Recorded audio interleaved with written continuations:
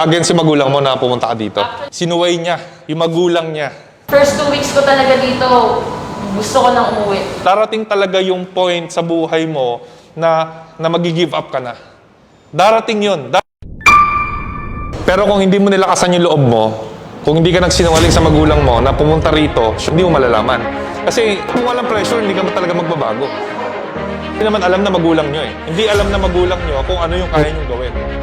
Kayo lang dapat magde-decide doon. So yung ginawa mong mali nung una na nagsinungaling ka sa kanila, nakuha mo na yung success, is tama pala for you. So proud na sila sa'yo. Yun yung sinasabi ko palagi na iwanan nyo yung magulang nyo. For the meantime. Balikan niyo sila kapag naging successful na kayo. Kasi hindi nila nakikita yung kaya nyo gawin. Hindi nila alam yung passion nyo eh. So, paano nyo ipapakita sa kanila yung kaya nyo gawin or sa ibang tao kahit hindi sa magulang nyo kung hindi nyo susubukan yung isang bagay? Kung hindi ka man lang sumunod, nagtatanong ka lang sa iba, tapos natakot ka na, paano mo malalaman? Failure ng iba, hindi magde-define yun sa'yo. Failure nila yun eh. Hindi mo failure yun. Diba? Kung hindi nila na-achieve, baka sumuko sila. Hindi mo alam yung story. Sarili mo, may sarili kang buhay, sarili mong story, pumunta ka. Kunin mo yung gusto mo, kunin mo yung dream mo. Diba? Yun eh.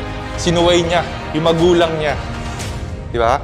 Pero for the meantime, ngayon, nagka-award pa siya, diba? Kung hindi niya ginawa yun, wala siya dito. Diba? Kung nandun siya, natakot siya, comfort zone, wala, hindi niya nalaman yung potential niya eh. Hindi niya nalaman eh. Hindi niya alam na mag-excel pala siya. Inspired din yung sinabi niya na 2 weeks na wala siyang client, tapos lahat meron na, siya na lang wala. Yung feeling na wala ka na pag-asa, gusto niyo nang umuwi.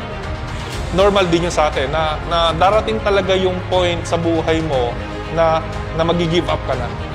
Darating yun. Kasi walang tao na motivated lagi. Motivated lang sa umpisa. Nakaka-excite mag-work sa Fitness Army. Sa umpisa lang yan.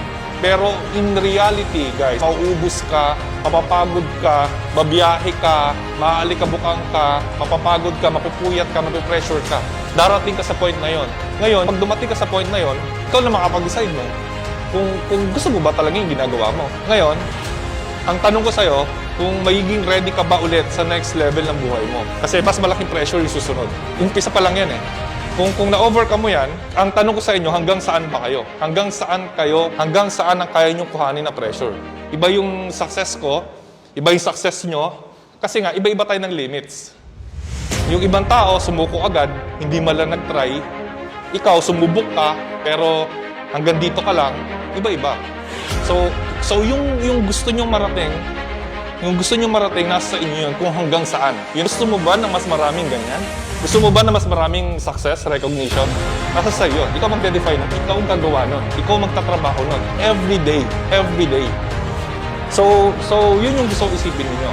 Wag mawawala yung fire ninyo. Kung bakit kayo nandito sa fitness industry, kung bakit kayo nandito sa work na to, wag niyong kakalimutan. Kung bakit kayo nagsimula dito, kung bakit kayo napunta rito, wag niyong kakalimutan. Kasi yun yung magdadala sa inyo hanggang huwag niyo kakalimutan kung ano yung nagdadrive sa inyo everyday. Kung ano yung reason nyo kung bakit kayo bubigising dito, kung bakit nyo tinatanggap yung mga pressure, para saan mo ba ginagawa yan? Para sa family mo ba? Para sa father mo ba? Or para sa magulang mo ba na gusto mo maging proud din sila sa'yo balang araw? So, it's up to you. Iba-iba tayo ng purpose, iba-iba tayo ng ginagawa, pero yun yung gusto ko. Huwag nyo kakalimutan kung ano yung nagdadrive sa inyo everyday.